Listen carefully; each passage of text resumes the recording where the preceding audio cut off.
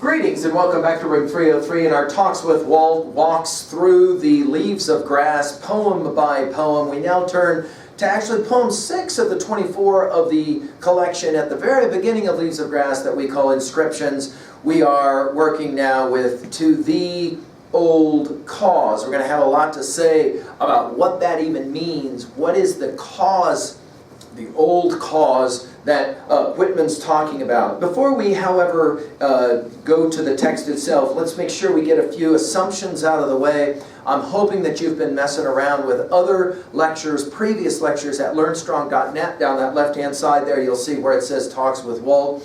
And I hope that you have paid attention to some of those earlier lectures. We constantly like to remind ourselves that, and Whitman is certainly teaching us this as well, that we are the stories that we tell and retell. We're also, of course, the stories that we decide to either accept or reject. We also assume a knowledge of our learning theory. That is to say, our goal is always to connect new information to old information in meaningful ways, getting stuff that I can use. We often will remind ourselves the new, N-E-W, is the new, K-N-E-W. We also assume some familiarity with our annotative approach. At level 1, what does the text say? Summarizing at level 2, what does the text mean? 2A, themes, messages, 2B. The rhetorical level of reading, not what Whitman says, but how Whitman says it with literary techniques of any number of kinds. Finally, at level 3, how can I relate to this information in some meaningful way? At 3A, obviously other titles within Leaves of Grass as well as other titles and texts that we're familiar with. And then finally at 3B, how can I relate to myself so that I can own the text in some way? We also assume a knowledge of what we call in 303 our Big Five. What does the text say about epistemology and what you can know? Ontology and who you are. Psychology, the study of the individual mind. Sociology, the study of the collective mind. And then finally the question of theodicy. Why is it that bad things have to happen? And Whitman will argue again and again in his poetry that we must learn to ask not why is this happening to me, but rather for me. Finally, our assumptions here is that you're familiar with what we're talking about when we talk about the 5 P's of Whitman, the 5 perspectives. Whitman as person, Whitman as poet, Whitman as pedagogue, Whitman as politician in his love of democracy. We're going to obviously get to that one in this poem. And of course, Whitman as philosopher, from the pre-Socratics and of course Socrates down through Emerson, the great philosopher. And of course, we've given any number of lectures on any number of those essays by Emerson that will factor so heavily in this discussion. Now, as we often like to do before we turn to the poem, we like to give a little bit of background information. The first appearance of this poem is 1871. Its final revision is in fact very late at 1881. The good old cause. Now, let's talk about that one for a moment. Well, it probably is going to be, in 1860, already there was some reference to this in a poem to a certain Cantrachia. And there in that poem, and obviously we're going to lecture on that one here in a while, but it runs like this. Here, take this gift. I was reserving it for some hero, speaker, or general, one who should serve the good old cause, the great idea, the progress and freedom of the race. And so it's often referred to as the good old cause, the progress and freedom of the race. There's a good argument that Clarence Goads has made that Whitman's audience would already intuitively understand what he meant by this good old cause. Let's turn to the poem itself, To the Old Cause, and just enjoy the poem, and we'll work through it annotatively. He begins, To thee, old cause, thou peerless, passionate, good cause, thou stern, remorseless, sweet idea, deathless throughout the ages, races, lands. After a strange, sad war, great war for thee. I think all war through time was really fought and ever will be really fought for thee. These chants for thee, the eternal march of thee. A war, O soldiers, not for itself alone. Far, far more stood silently waiting behind, now to advance in this book. Thou orb of many orbs, thou seething principle, thou well-kept latent germ, thou center. Around the idea of thee, the war revolving, with all its angry and vehement play of causes, with vast results to come for thrice 1,000 years. These recitatives for thee, my book and the war are one, merged in its spirit, I and mine, as the contest hinged on thee, as a wheel on its axis turns, this book unwittingly to itself around the idea of thee. Now I actually want to start with the last word because it's there in the title, the word thee. Let's remind ourselves that Whitman is person. He was raised in a Quaker environment. So he's very comfortable with this more arcane, biblical, can we say, language of the 1611 King James Version of the Bible and this thee and thou. There's a certain kind of reverence that's associated with it as well, so put that in your notes. Whitman is wanting to, of course, show some reverence to this great cause, this great idea. We can't help but think of the influences of Mortimer Adler in Fruit 303, and of course from his great books collection come the great ideas, right? The great idea. Here, to the old cause. Hey, I want to pay attention in 2b for a second. Please notice all of the exclamation marks. Now we've only seen one other exclamation mark thus far in Leaves of Grass in cabin ships at sea, one time used. Notice here, the exclamation mark for emphases, we would point out. Now, there are people who don't like the fact that Whitman uses so many exclamation points. We're not going to hold it against him. We're simply going to see it as part of his optimism, his exuberance, right? To the old cause, and then look what he says about this cause. Thou, and then we'll have our threes. Notice again, St. Augustine and his trinities are constantly in the mind of Whitman. Thou, peerless, passionate, notice the repetition of the P sounds, good cause. So notice the repetition at the end of two lines, the word cause coming back. Thou, stern. Notice we're going to get both sides of whatever the issue is that Whitman is wanting to play with, which is why philosophically we will often refer to him as an integral thinker. Thou, stern. The idea is sometimes challenging. Remorseless. We can't help but think of Hamlet in the Act 2 soliloquy. Remorseless, lecherous, treacherous, kindless villain. Remorseless. Sweet idea. And then there it is. The cause is an idea. Deathless. We think of the phoenix bird, right? Deathless throughout the ages.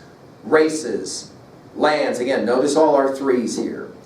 And then that line that's so significant, after a strange, sad war, and then he will amend, great war for thee. And then a parenthetic, as he loves to do. I mean, think about this. We're talking about 1871 when this poem gets written, so obviously it's after the war. There's a lot, by the way, to be made of, and you can write this down in your notes, that there is a 10-year period when, from 1855 to 1865, Whitman is in the zone, and then everything after 1865 is really kind of qualifying the experience of those 10 years. I don't know that that's completely accurate, but I think there is a way to read a whole lot of his stuff that way. Notice here, he calls it, the Civil War, a strange, and then he calls it, of course, self-evidently, a sad war.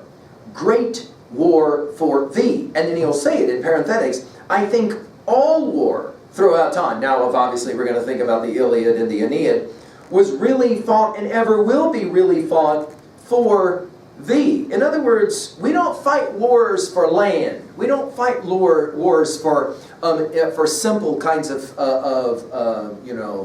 reasons. We fight wars for one common idea or cause. Now that obviously will lead us to philosophically all kinds of interesting debates. Are in fact all wars the same? We will ask later at 3b to see if what you think about that.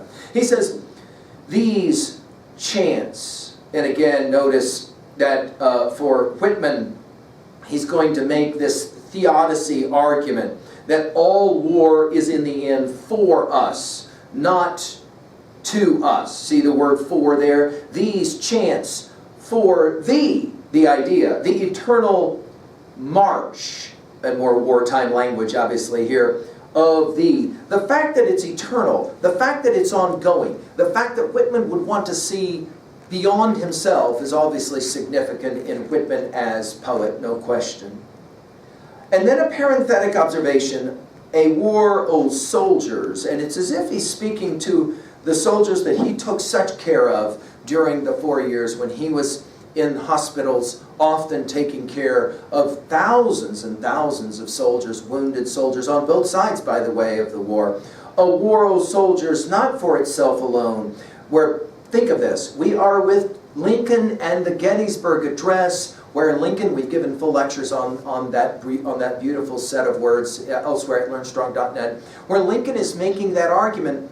Why really did all these soldiers have to die? Here we're told far, far more stood silently waiting behind, now to advance more war language in this book. So notice, Whitman will literally see his poetry as an extension of the war. I mean, he will say it in a little bit, right, about the way that he sees these connected in some really kind of profound ways.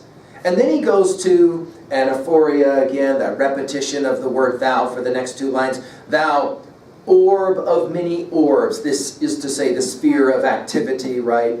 Thou, seething principle. I told you he loves this word, pulsing, seething, right? Thou, well-kept, latent germ. Now, of course, we're to our grass metaphor and leaves of grass. Thou, center. Notice the spelling is the British spelling, maybe to give a stronger sense of respect to the European tradition. Around the idea of thee, the war revolving. Now this spinning in a gyre that we talk about when we do Yeats' Second Coming and Sailing to Byzantium, sages standing in God's holy fire, as in a gold mosaic of the wall, come from the holy fire, burn in a gyre, that notion of that spinning. We're playing the same game here, and you'll remember, of course, years later, it will be Yeats that will say in Second Coming, the sinner cannot hold. Notice here, it's the word picture of a spinning wheel on axis. And of course, that would be an easy one for all of his readers to understand. Around the idea of thee, the war revolving. Whitman is so much about rhythms throughout all of Leaves of Grass, so we'll come back to it. With all its angry and vehement play of causes, and of course the word play has so many different meanings for him. With, again, parenthetics, vast, large, results to come for thrice 1,000 years. So in other words, he's saying 3,000 years into the future, this war and this book of poems will be changing so much of the way we see everything. And then he uses his operatic term. This recitatives is the operatic term, of course, that singing in the rhythm of ordinary speech, often we will reference it as, right? For thee, my book, and then he says it in a parenthetic that's set off by the dash that makes us think of Emily Dickinson. My book and the war are one. There are many who read this as one of the central lines in all of Leaves of Grass. In other words, they are symbiotic. In other words, Whitman as person became Whitman as poet because of the experiences of the war. It is true that the optimism maybe that Whitman had to be somehow balanced by the experience of the war, and yet somehow throughout the end of the experience of the war and then the rest of his life, Whitman was ready to identify with the war, the great wars, he sometimes will refer to it. Merged, bringing together in its spirit, I and mine. And then he uses an interesting simile here, two of them, as the contest hinged on thee, as a wheel on its axis turns this book unwittingly to itself. Now, later we're going to play this game in Song of Myself when we get to passage 48. I have said that the soul is not more than the body. I have said that the body is not more than the soul. And he will skip down and he'll say it this way, and there's no object so soft, but it makes a hub for the wheeled universe. Right here we're already setting ourselves up for that interesting image of the circle. And of course, our studies of Hindu thought have already prepared us in the Bhagavad Gita, that idea of the great wheel, right? And so we're playing a similar kind of game. As the contest, notice now it's gone from play to contest, hinged on thee as a wheel on its axis turns, this book, unwitting, back to the fallibilist position epistemologically, to itself, around the idea of thee. In other words, everything that his poetry is about contest, struggle. We've said this before, the war. Notice now here, when he uses this idea of the war and my book, and the war are the same, The war that he's talking about doesn't just have to mean the American Civil War, right? It can just mean contest in general, we might say. Well, finally, a 2A to finish. What's going to be our message here? All of life, obviously evolutionary. Circles are so important. Go back to our lecture on Emerson's essay circles, which Whitman, we believe, knew, right? Everything is around the axis of hope. Hope is that central axis around which everything else will spin. At 2B, we've already mentioned the 5 exclamation points. Notice the symbol of the wheel makes us think about our study of Blake, and of course the yin-yang symbol as well. Go back and look at those lectures on Blake's Songs of Innocence, Songs of Experience. At 3A, he says it. My book and the war are one. We'll immediately think of Homer's Iliad, of course Virgil's Aeneid. We have to think of our Milton and our Dante. Think about the effect that maybe sets of lines like this had on somebody like T.S. Eliot in 4 quartets. For example, East Coker 2, you'll remember that he says, Scorpion fights against the sun until the sun and moon go down. Comets weep and lernets fly, hunt the heavens and the plains, whirled in a vortex that shall bring the world to that destructive fire, which burns before the ice cap rains. And then afterwards he says, that was a way of putting it, not very satisfactory. A paraphrastic study in a worn-out poetical fashion, blah, blah, blah. I think Eliot was more influenced by Whitman than we've given the credit to Whitman from Eliot's work, and you can hear it resonates in lines like that. I mentioned, of course, T.S. Eliot as well. W.B. Yeats as well, Second Coming and Sailing to Byzantium, that Pernin and Gyre. That image of spinning. Right. Finally, at 3B, we raised it, and so let's finish here. Right? Is there, do you think, one cause that holds all of history together? Do you think there is such a thing as one idea that holds all of history together? Darwin said it was probably survival. Marx said it was probably about class and struggle for positions of power. What are your thoughts on it, right? And finally, do you think that it's true that all wars are fought for the same reason? Or do you differentiate wars the way, for example, many of the past have differentiated between a war and a just war, right? I mean, do you see them as the same? All wars are about wanting to be right or about an idea? What is it for you? How do you read this poem? I hope that this is a poem to the old cause that challenges you, and I welcome you obviously back to our next study and our talks with Walt. Thank you.